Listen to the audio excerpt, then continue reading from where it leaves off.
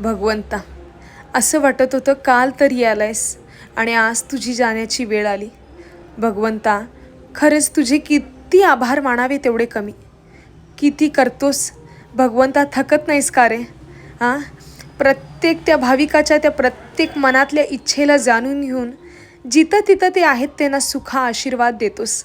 त्यांच्या प्रत्येकाला मनातल्या चिंतेला समजून त्यांना सुख समृद्ध करतोस. त्यासाठी तुला म्हटलं जातं लालबागचा राजा.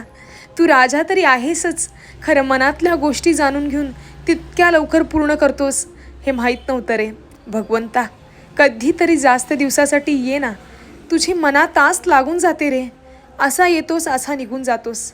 कधीतरी भगवंता एवढं सुखात समृद्धीत प्रत्येक जणांना तू आशीर्वाद देतोस. तुझे किती ऋण आणि किती आभार मानावे कळेत नात रे.